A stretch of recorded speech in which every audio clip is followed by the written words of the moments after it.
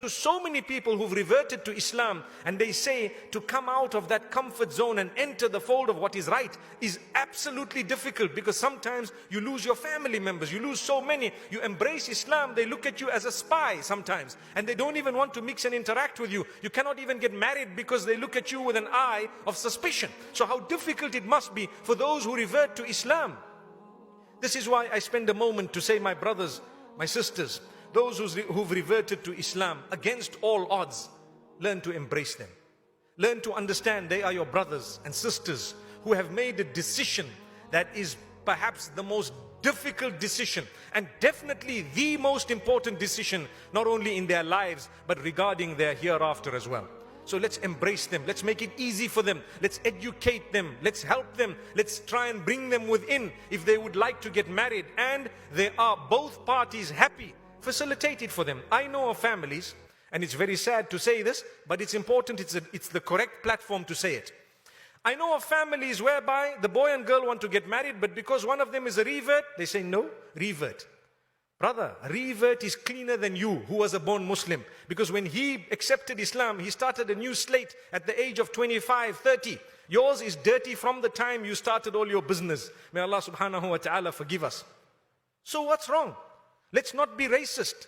Let's not be people who look at others with the eye of suspicion. For what? If they have reverted to Islam, for as long as they've proven that they are decent Muslimin, alhamdulillah, إِذَا أَتَاكُمْ مَنْ تَرْضَوْنَ دِينَهُ وَخُلُقَهُ فَزَوِّجُوهُ.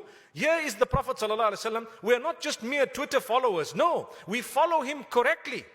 When he says, when someone proposes for your child and the level of their deen is good and their level of character is good, let it happen. If you don't let it happen, there's going to be fitna, there's going to be chaos, there's going to be fasad on earth. In your little life, your family will turn upside down. Why? You blocked something that the messenger instructed you not to block. That's where the problem is. We are guilty of this. In our societies, as much as we say we're not racist, sadly, it raises its ugly head now and again.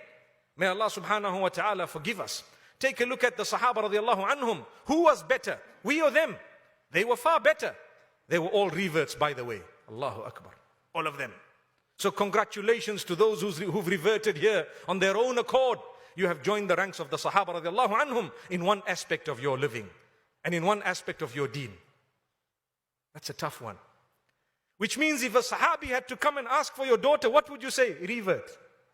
I don't want to go as far as that, but I could have, in order to make you think. May Allah subhanahu wa ta'ala help those young boys and girls suffering at the hands of their own parents, because their parents are being ridiculous. They don't realize what's going on behind the scenes, and they just want to stick up to their pride. What will people say? My brother, what will Allah say? What will the messenger say? What type of an embarrassment are you going to be for yourself on the day of judgment, when you have encouraged sin and you have discouraged that which was halal just because you had an arrogance? What will my family say? Your family is not worried about you. You lead the way, my brother, my sister, lead the way. They will follow you. They also have children in the same boat. Each one is saying, what will our family say? If you led the way, they will say, mashallah, you know, we've been struggling for the last 2 years in the same way. Now that we saw what you did, we're going to do the same. Subhanallah, you led the way. You lead the way to Jannah as well. May Allah subhanahu wa ta'ala grant us Jannatul Firdaus.